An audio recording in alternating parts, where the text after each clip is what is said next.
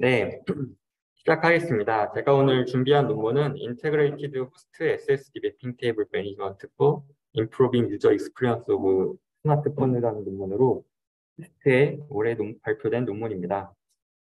오늘 말씀드릴 내용은 먼저 백그라운드로 UFS의 스택인 호스트 퍼포먼스 부스터에 대해서 간략하게 말씀을 드리고, 현재 구현되어 있는 HPB의 매니지먼트 폴리시에 대해서 패치와 이빅션 측면에서 비효율성에 대해서 말씀을 드린 후에, 이 부분을 개선하기 위한 이 논문에서 제안된 HP 밸브라는 이제 호스트에서 SSD 매핑에 관련해서 매니지먼트 스킴을 제안한 부분을 말씀드리고 이밸류에이션과 컨클루전으로 마무리하도록 하겠습니다.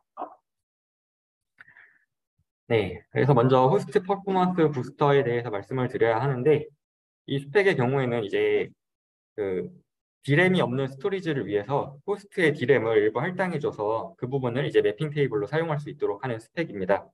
이 설명까지만 말씀드리면 이제 NVMe 스펙에도 있는 호스트 메모리 버퍼와 거의 비슷한 목적의 스펙인데, 세부적인 구현에서는 차이가 있는 부분이 이제 그 HMB의 경우에는 이제 그 NVMe 디바이스가 그 호스트에 할당받은 D램 영역을 자유롭게 바이트 단위로 접근해서 사용하는 반면에, 이제 HPB의 경우에는 이제 UFS 스펙상 그런 인터페이스가 제공되지는 않기 때문에 이제 호스트가 D램을 제공해주면서 그 D램 영역에 대한 접근도 호스트가 다 알아서 하게 됩니다. 그래서 아래와 같은 그림 형태로 동작이 되게 되는데, 먼저 파란색 동그라미를 보시면 호스트가 이게 랜드 플래시 메모리에 특정한 데이터의 액세스가 필요하다라고 할 때, 이제 1번과 같이 요청이 내려오면 먼저 UFS 내부의 FTL이 그 자기가 가지고 있는 작은 SRAM에 이제 캐시되어 있는 L2P 매핑 엔트리들을 확인하고, 이 엔트리가 없을 경우에는 이제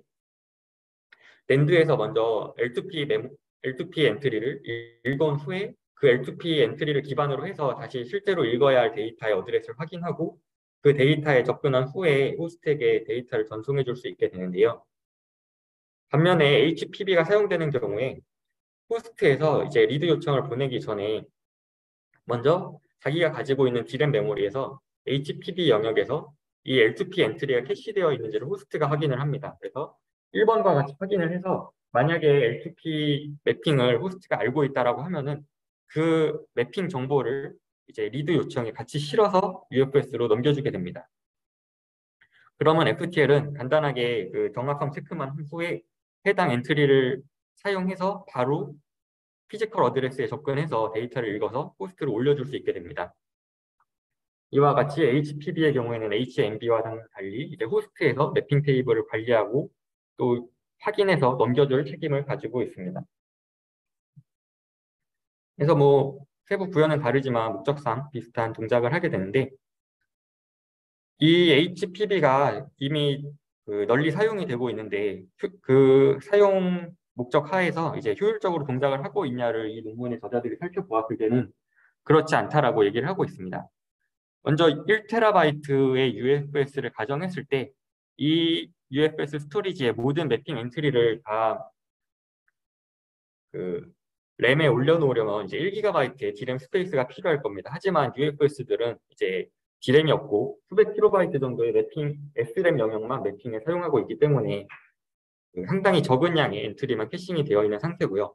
이 상황에서 이제 호스트 D램이 12GB 정도 있는 걸 가정하고 여기서 1GB를 전부 주지는 못하고 이제 256MB 정도를 HPB로 줘서 전체 매핑 엔트리의 4분의 1 정도를 호스트가 캐싱해 두었다가 이제 UFS에 알려줄 수 있도록 구성을 해보았을 때 실제로 유저가 느끼는 레이턴시가 줄어드느냐에 주목을 해서 실험을 했습니다. 그래서 여기서 말하는 유저 퍼시브드 레이턴시라는 것은 이제 특정한 어플리케이션을 실행했을 때 그 어플리케이션이 실제로 처음 시작하는 레이턴시가 얼마나 되는지에 집중한 것입니다. 그래서 모바일 환경 특성상 상당히 많은 백그라운드 프로세스들이 돌고 있고, 그리고 액티브 앱의 경우에도 이제 주기적으로 스위칭이 일어나게 되는데, 현재 화면에 올라와 있는 액티브 앱의 런칭 타임이 이제 유저가 느끼기에 제일 중요한 레이턴시로 보고 이 부분을 실험한 것인데요.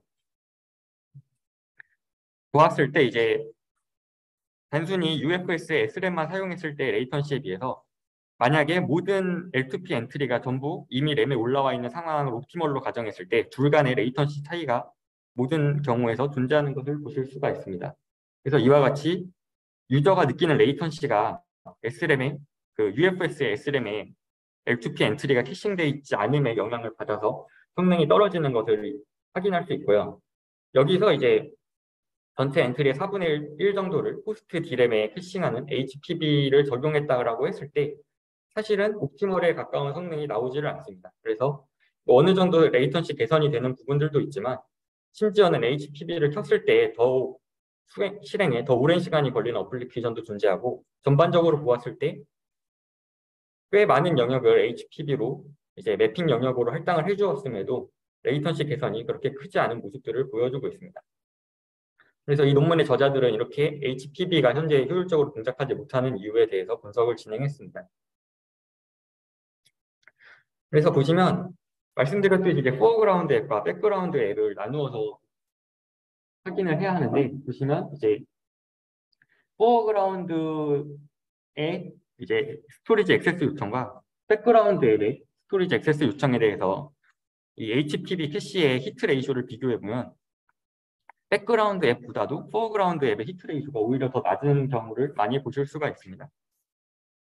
그래서 HPB가 L2P 캐시 엔트리들을 캐싱하고 있지만 백그라운드 앱을 위해서 캐싱 영역이 많이 사용되고 있고 포어그라운드 앱을 위해서는 히트가 그렇게 크게 발생하지 않는 상황을 이 논문에서 확인을 하였고요. 이 부분에 대해서 이 저자들이 주장하는 것은 이제 기존의 HPB 매니지먼트 폴리시가 카운트 베이스로 최근에 여러 번 접근된 엔트리들을 패치해두고 또 타이머 베이스로 한동안 접근하지 않은 엔트리들은 이빅션을 하다 보니까 이제 포어그라운드 앱이 간헐적으로 스위칭이 되면서 이제 실행이 된다라고 할 때 대부분의 앱들이 처음에 한번 랜덤하게 액세스들을 하고 또 간헐적으로 한 번씩 이제 이전에 접근했던 데이터들을 액세스한다라고 했을 때 이러한 패치나 이빅션 폴리시가 실제로 포어그라운드 앱을 HPB에 많이 놔두지 못하고 있다라고 주장을 하고 있습니다. 그래서 이런 부분들에 집중을 해서 이제 포어그라운드 앱이 최대한 L2P 엔트리를 리드하기 위해서 레이턴시를 손해보는 부분이 없도록 하려는 게 이제 이 관찰에서 얻을 수 있는 결과이고요. 또 한 가지는 이제 오히려 성능이 떨어지는 부분도 있다는 부분을 보여드렸는데 보시면은 이제 호스트의 D램이 12GB나 있는 환경을 가정하였지만 그럼에도 불구하고 HPB로 인해서 지나치게 많은 D램 공간을 이제 UFS 스토리지에 할당해 줘 버리는 경우에는 오히려 성능이 더 낮아질 수 있는 부분을 볼 수가 있고 그래서 적절한 사이즈의 HPB 사이즈를 유지하는 것이 이제 유저 익스피리언스에 더 좋은 영향을 줄 수 있다라고 얘기를 하고 있습니다. 그래서 HPB 영역을 지나치게 많이 주더라도 이제 실제 L2P 리드의 성능이 크게 좋아지지는 않고 이제 앱 자체가 동작하는 데 걸리는 시간만 증가하는 것을 확인하실 수가 있습니다. 이런 부분들이 왜 발생하는지를 조금 구체적으로 말씀을 드리면 이제 이 논문에서 가정하는 안드로이드 모바일 환경에서는 로우 메모리 킬러 데몬이라는 데몬이 이제 메모리가 부족할 때마다 주기적으로 하나의 앱을 빅팀으로 선정을 해서 죽이게 됩니다. 그래서 모바일 환경 특성상 말씀드렸듯이 상당히 많은 백그라운드 프로세스들이 있고 그래서 메모리를 최대한 사용을 하고 있다가 이제 부족한 시점에 LMKD가 이미 앱을 선정을 해서 이제 킬을 하게 되는데 보시면 HPB에 더 많은 메모리를 할당할수록 이제 LMKD가 앱을 죽이는 횟수가 더 증가하는 것을 보실 수가 있고요. 이 저자들이 이제 앱을 약간 프라이어티를 두고 구분을 해보았을 때 이제 HPB가 너무 커지면 상대적으로 중요했던 앱들이 킬돼서 다음에 다시 포어그라운드로 올라올 때 레이턴시가 더 증가하는 경우들이 보인다라고 얘기를 하고 있습니다. 그래서 뭐 이제 1GB HPB를 할당해주게 되면 UFS 측면에서 L2P 미스가 나는 케이스는 완전히 없을 수 있겠지만 그렇게 하더라도 이제 지나치게 많은 앱이 킬되는 문제 때문에 유저 익스피리언스는 오히려 떨어진다라고 주장을 했습니다. 그래서 여기까지의 관찰을 통해서 이 논문의 저자들은 이제 HPB 밸브라는 새로운 매니지먼트 스킴을 제안을 했고요. 이 논문에서 제일 첫 번째 핵심은 이제 포어그라운드 앱과 백그라운드 앱을 나누어서 포어그라운드 앱을 위해서 더 많은 HPP 공간이 사용될 수 있도록 하는 것입니다.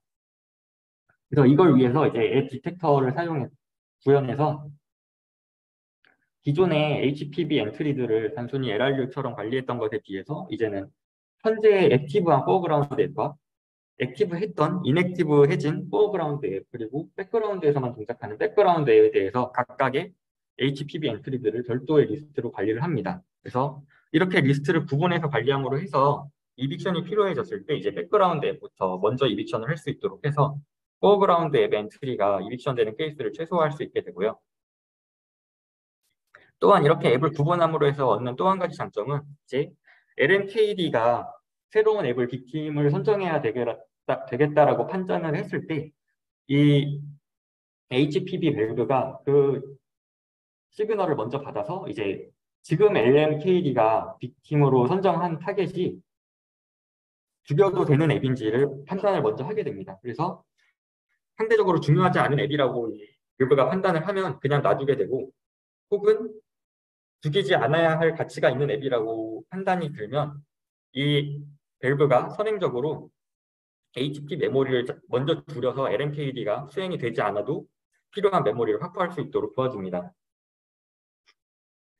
그래서 앱의 프로파일 리스트를 기반으로 해서 이제 앱을 죽이지 말아야 하겠다라고 판단이 들면 이제 백그라운드 앱 엔트리부터 차례대로 이빅션을 시켜나가면서 HPB 메모리를 다이나믹하게 사이즈를 조절해서 LMKD의 동작을 막게 됩니다. 이걸 위해서 앱의 프로파일링과 프리패칭이 필요하기 때문에 프로파일링과 프리패칭의 경우에는 이제 앱이 앞서 말씀드렸듯이 앱이 새로 실행되는 시점에 그 랜덤한 액세스들이 발생을 하게 되는데, 이러한 액세스 패턴들이 사실은 앱이 그 콜드 스타트를 할 때마다 반복적으로 로드가 되는 부분이기 때문에 이런 부분들에 대해서 프로파일링을 통해서 읽어야 할 엔트리들을 미리 기록을 해두게 됩니다. 그래서 앱이 새로 실행되었을 때 이제 런치 이후에 특정 시점까지를 이제 런칭 타임으로 보고 해당 런칭 타임에 필요로 했던 엔트리들, 그리고 러닝 타임에 필요로 했던 엔트리들을 구분을 해두어서 이제 런칭 리스트에 해당하던 엔트리들은 앱이 새로 실행되었을 때 프리패치를 통해서 이제 추가적으로 L2P 엔트리에 캐시 히트를 더 높일 수 있게 됩니다. 그래서 이와 같이 호스트가 관리하는 L2P 엔트리들을 더 효율적으로 관리를 하게 되었고, 이 부분에 대해서 이제 이밸류에이션을 진행을 했습니다. 이밸류에이션에 대해서는 뭐 앞서 보여드린 그래프에 있던 앱들인데, 이제 뭐 게임 앱이나 SNS 앱과 같은 앱들에 대해서 실행에 걸리는 시간을 측정을 하였고요.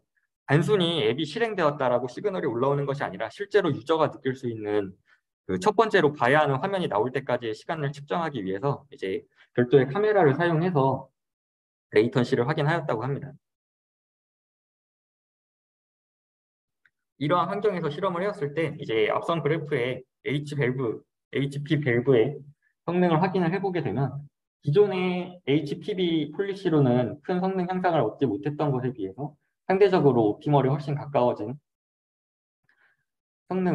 성능들을 보여주는 것을 보실 수가 있습니다. 그래서 옵티멀의 경우에는 이제 호스트 D램 12GB도 그대로 다 있고 UFS에도 추가로 1GB의 D램이 존재해서 모든 매핑 엔트리를 전부 캐싱할 수 있는 상황을 가정한 것에 비해서 이제 호스트 12GB D램의 4분의 1만 밸브로 떼어주더라도 옵티멀에 가까운 성능들을 얻을 수 있었다라고 이 논문에서 주장을 하고 있습니다. 그리고 이러한 성능에 대해서 조금 더 살펴보게 되면 이제 프로파일링과 프리패칭을 통해서 기존 HPB의 경우에는 앱이 실행되고 있는 동안에도 주기적으로 이제 캐시 미스가 일어났던 것에 비해서 이제 프로파일링을 통해서 상대적으로 초반에도 뭐 미스를 잡을 수 있었고 중반 이후로 미스가 거의 나지 않는 모습들을 보여줄 수 있고요. 그리고 프로파일링을 통해서 런치에 필요한 엔트리들을 미리 확인할 수 있기 때문에 이제 기존의 HPB의 경우에는 홀드 스타트를 여러 번 반복하더라도 이제 히트 레이쇼가 개선되는 추세를 보여주지 않는 반면에 H밸브의 경우에는 이제 프로파일링을 통해서 이제 프리패치를 통해서 히트 레이쇼가 홀드 스타트가 반복됨에 따라서 개선되어 나가는 모습들을 보여주고 있습니다. 그래서 이런 부분들을 통해서 유저가 실제로 느끼는 레이턴시 측면에서 개선이 될 수 있다는 부분이고, 마지막으로는 이제 HPV 사이즈의 어저스트먼트에 관련된 부분인데요. 기존의 HPV의 경우에는 이제 그 할당된 HPV 영역의 사이즈 조절에 대해서 이제 실제로 메모리 프레셔가 있는지와는 상관이 없이 지금 캐시하고 있는 L2P 엔트리의 개수에 따라서만 결정이 되었기 때문에 보시면 세로선으로 표시된 메모리 프레셔가 있다고 해서 이제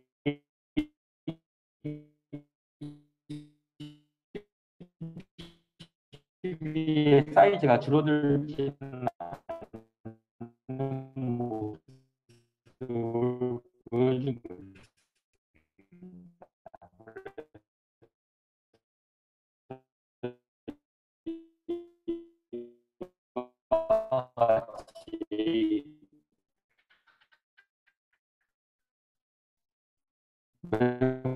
메모리가 부족했는데도 HPV가 여전히 이런 모습을 보여줄 수 있었는데 프레셔가 있다라고 할 때 자기의 공간을 더 줄일 수 있다. 그리고 프레셔가 줄여서 유저 레이턴시에 개선. 네, 그래서 지금까지 이제 HPV의 매니지먼트 스킴에 비해서 이제 포그라운드 앱과 그리고 메모리 프레셔를 어웨어해서 더 효율적으로 관리를 할 수 있었다라는 논문이고, 이를 통해서 이제 유저가 느끼는 레이턴시를 실제로 줄였고, 이걸 위해서는 이제 L2P의 히트 레이쇼를 위와 같은 내용으로 개선했고, 또 한 가지는 이제 LNKD가 중요한 앱을 스킬하는 것을 막음을 통해서 이제 유저가 느끼는 레이턴시를 개선할 수 있었습니다. 네, 오늘 준비한 내용은 여기까지고요. 혹시 질문 있으시면 해주시면 답변 드리도록 하겠습니다. 감사합니다.